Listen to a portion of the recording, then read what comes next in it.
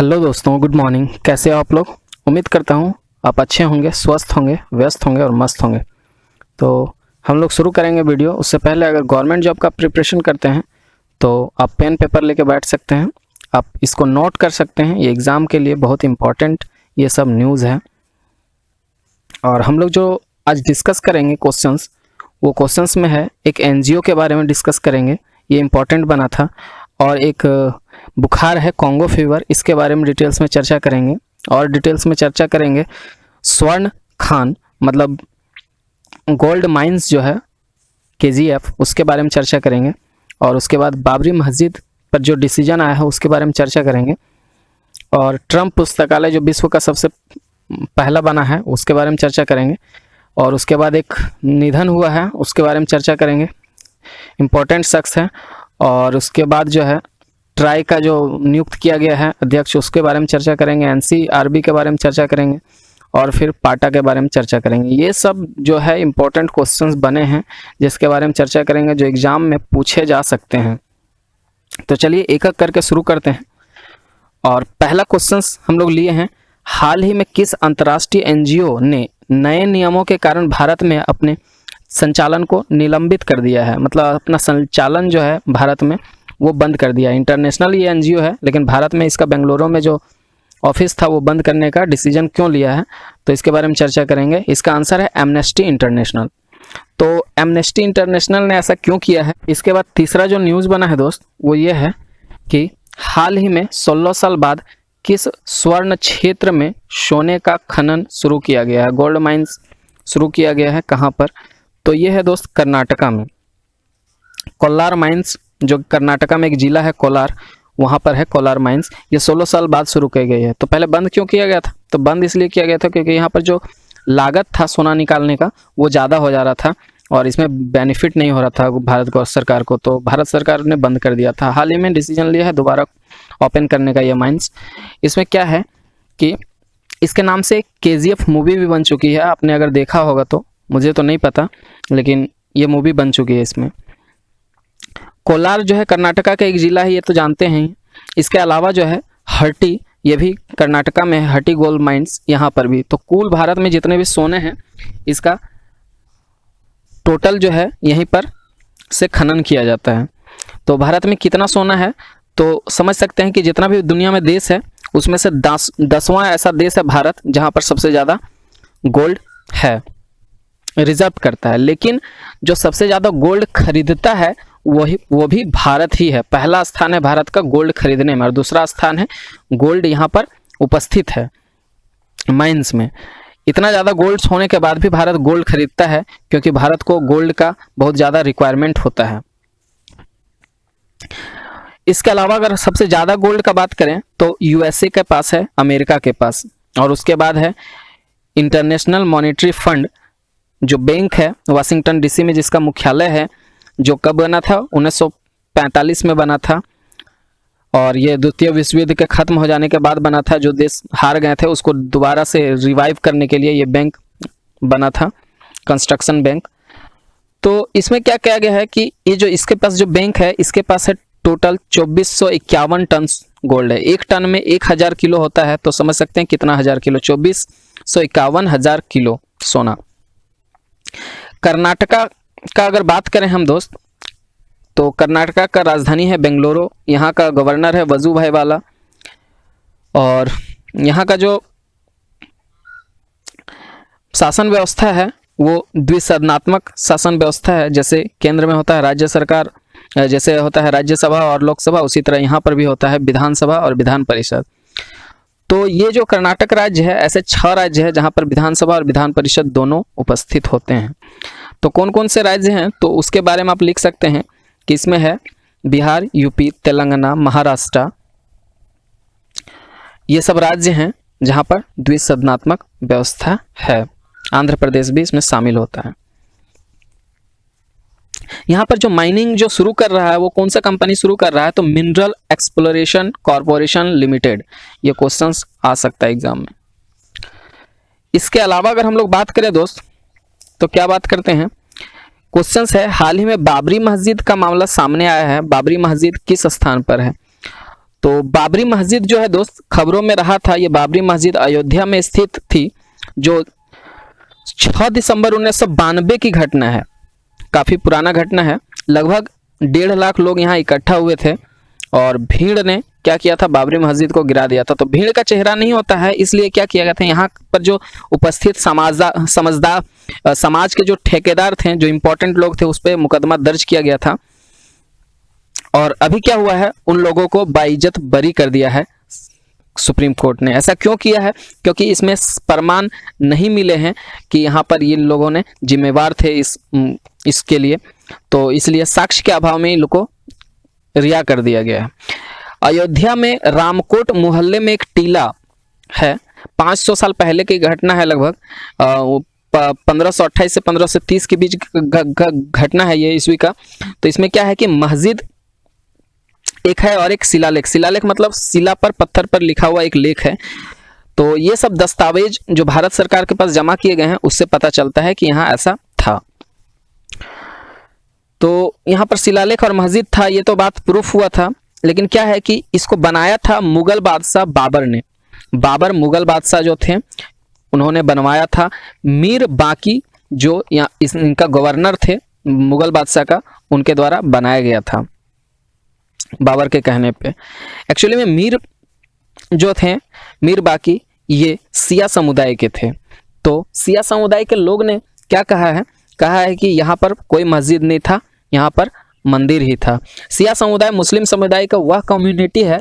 Muslim community 2 भाग में बंटता है, सिया और सुन्नी। तो सिया वो भाग है जो क्या करता है कि हमेशा हिंदू का पक्ष लेता है, मंदिर का पक्ष लेता था।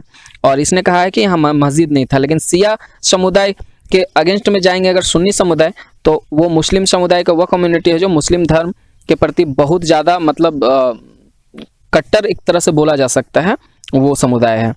तो इन्होंने सिया समुदाय के ऊपर केस कर दिया था, सिया बोर्ड के ऊपर, और इससे यह घटना काफ़ी ज़्यादा ये हो गया, चर्चा में आ गया। और जो भी है इसके बारे में जानबे करते हैं आप लोग, बाबरी मस्जिद के बारे में सब कोई। तो इसमें क्या है कि बाबरी मस्जिद का घटना उत्तर प्रदेश में हुआ था। तो उत्तर प्रदेश का सीएम आपको याद रखना चाहिए, आदित्य योगीनाथ है, और आनंदीबेन पटेल जो है यहाँ का गवर्नर है। लखनऊ उत्तर प्रदेश का कैपिटल है, और एक यहाँ मात्र national park Dudhwa national park है। और इसके अलावा अगर हम लोग बात करें तो 80 विधानसभा सीटें जो हैं, सबसे ज़्यादा भारत के सभी राज्यों से ज़्यादा यहाँ पर है 80 विधानसभा सीटें, सॉरी लोकसभा सीटें। और इसके अलावा अगर हम लोग बात करें तो एक और न्यूज़ है, उसको हम लोग कवर करते हैं। क्या है कि विश्व का पहला ट्राम्प पुस्तकालय किस स्थान पर खोला गया? तो ट्राम्प क्या होता है ये जान लेते हैं। एक्चुअली में इसका आंसर है कोलकाता। ट्राम्प कोलकाता में चलता है। क्या है कि रेल जैसा होता है, ट्रेन जो रोड पे चलता है। आप लोग मूवी में देखे होंगे या फिर कलकत्ता गए होंगे तो वहाँ पे देखे होंगे कि ट्राम्प चलता है, रेल चलता है सड़कों पर।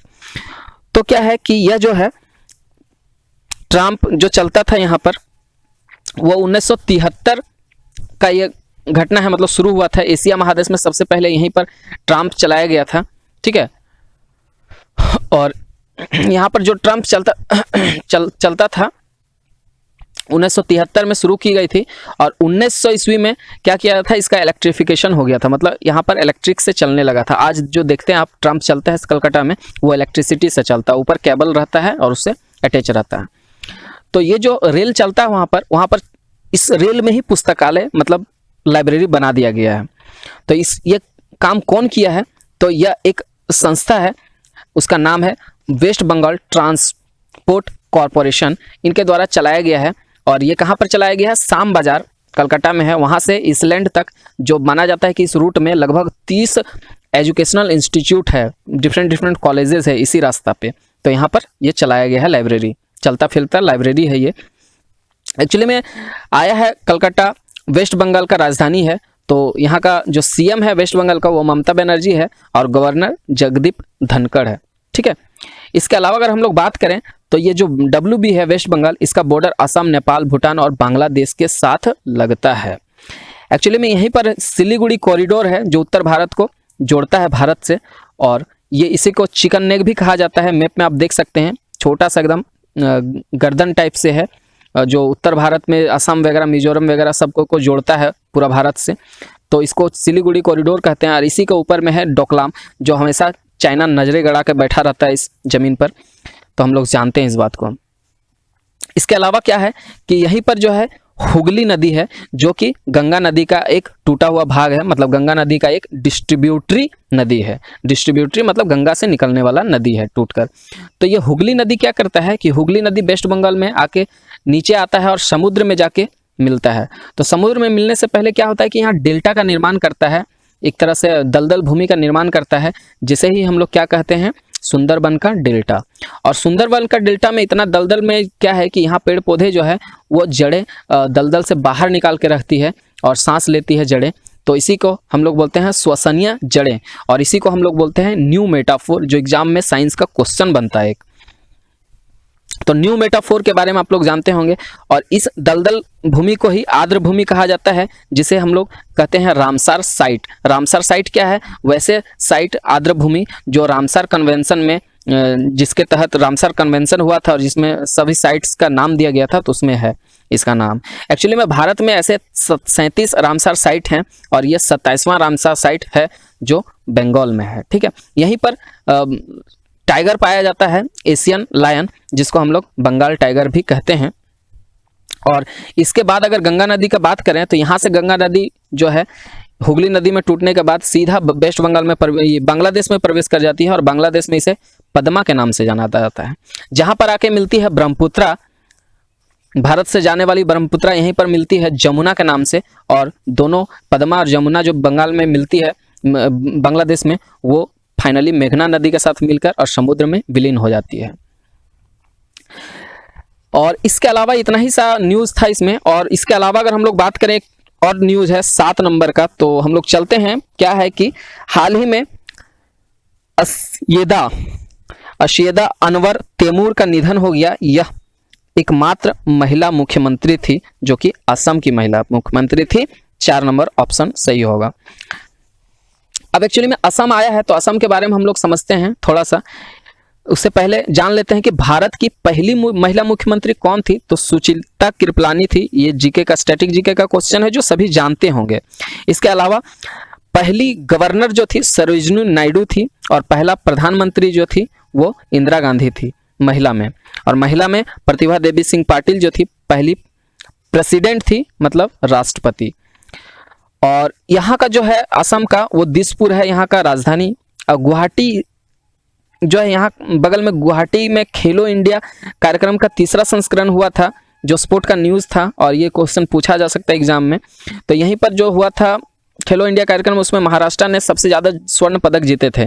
सीएम जो है सर्बानंद सोनेवाला है, और जगदीश मुखी यहाँ का गवर्नर है। डिब्रू साइखोवा, मानस नामेरी, औरांग जैसे यहाँ नेशनल पार्क हैं, राष्ट्रीय उद्यान है ये सब। और इसके अलावा जो है यहाँ पर एक सिंग वाले गेंडे पाए जाते हैं, जो असम का क्या है, राष्ट्रीय पशु है। तो ये एक सिंग वाले गेंडे जो पाया जाता है, इस राष्ट्रीय उद्यान को हम लोग कहते हैं, क्या कहते हैं? तो इसका कमेंट बॉक्स में आप लोग जवाब दीजिएगा। ये बहुत ही इंपॉर्टेंट क्वेश्चन हो जाता है, एग्जाम में पूछा जाता है। और इसके अलावा अगर हम लोग बात करें तो यहीं पर जो है अरुणाचल प्रदेश में जब ब्रह्मपुत्रा आती है चाइना से, तो अरुणाचल प्रदेश के बाद असम में, यही राज्य में आती है। और असम में आने के बाद ये क्या करती है, एक द्वीप का निर्माण करती है, जिसका नाम आप कमेंट बॉक्स में लिख कर बता दीजिए। ये दुनिया का सबसे बड़ा डेल्टा बनाती है यहाँ पर। तो चलिए इसका नाम भी बता देते हैं। डेल्टा जो बनाती है माजुली द्वीप बनाती है। और यहाँ पर जो काजीरंगा नेशनल पार्क है, वहीं पर एक सिंग वाले गेंडे पाए जाते हैं। ठीक है, तो ये सब कुछ था न्यूज जो आपको जानना चाहिए। और चाइना में ब्रह्मपुत्रा नदी को सांगपो नदी भी कहते हैं, जो सबसे पहले यहीं पर अरुणाचल प्रदेश में आता है और उसके बाद असम में आता है। और इसके अलावा अगर हम लोग बात करें 8वां न्यूज़ का, 8वां जो बना है क्वेश्चन, वो है भारत दूरसंचार नियामक प्राधिकरण, ट्राई मतलब telecom regulatory authority of India, जो सभी कंपनियों, टेलीकॉम कंपनियां, एयरटेल, वोडाफोन, आइडिया, जियो वगैरह सबका जो नियंत्रण करती है, वो एक संगठन है ट्राई। यह एक संवैधानिक पद है, यह संवैधानिक संगठन है, जिसको संविधान में नहीं लिखा गया है, लेकिन इसको एक एक्ट के तहत लाया गया था। तो यह जो है एक्चुअली में 1977 में एक एक्ट आया था, ट्राई एक्ट, उसके तहत ये संगठन का गठन किया गया था। और इसमें क्या है कि टेलीकॉम कंपनियों को नियंत्रण करने का यह कार्य करती है। इसका जो है अभी अध्यक्ष नियुक्त किया गया है। तो इसमें बहुत सारे सीट वैकेंट है और इसमें अध्यक्ष नियुक्त किए जा रहे हैं। तो इसी के क्रम में एक अध्यक्ष नियुक्त किया गया है पीडी बाघेला, ठीक है। और उसके अलावा अगर हम लोग बात करें तो इसके बाद है न्यूज 9 नंबर का, जो हाल ही में किस राज्य में क्राइम इन इंडिया रिपोर्ट की एनसीआरबी द्वारा जारी की गई उसमें प्रथम स्थान रहा है। एक्चुअली में प्रथम स्थान किसका रहा है तो आप लोग सभी जानते हैं उत्तर प्रदेश। उत्तर प्रदेश में भी जो घटनाएं चल रही है वो काफ़ी हाईलाइटेड है, सभी इसके बारे में अवगत होंगे। और इस घटना से हमको याद आ रहा है कि यूएसए में जो है गन जो है सभी आम नागरिकों को गन रखने की सुविधा है, मतलब गन रख सकते हैं। और भारत में हम चाहते हैं ऐसा कि भारत में भी महिलाओं को यह राइट मिले कि वो अपने साथ गन रख सके, क्योंकि एक यही मात्र उपाय आज के डेट में समझ में आ रहा है जहां गवर्नमेंट लाचार हो गई है। चलिए दोस्तों, ये सब के अलावा अगर हम लोग बात करें दूसरा न्यूज़ का तो क्या है, किस राज्य में पर्यटन अभियान को पाटा भव्य पुरस्कार 2020 से सम्मानित किया गया है। तो पर्यटन अभियान पाटा भव्य पुरस्कार किसको मिला है तो यह है केरला राज्य को, जिसको टूरिज्म में मिला है। एक्चुअली में पर्यटन टूरिज्म जो है यहाँ पर बढ़ावा बहुत ज़्यादा दिया जाता है केरला में। और ये पाटा का फुल फॉर्म होता है पैसिफिक एशियन ट्रेवल एसोसिएशन। ये क्या करता है, 3 क्षेत्रों में देता है मार्केटिंग, जो मार्केटिंग करता है राज्य, जो प्रचार करता है टूरिज्म का। ह्यूमन कैपिटल मतलब रोजगार देता है, जो ये पर्यावरण को लेकर, पर्यावरण से भी रोजगार होते हैं, जानते हैं कि 8% रोजगार भारत का पर्यावरण से ही होता है।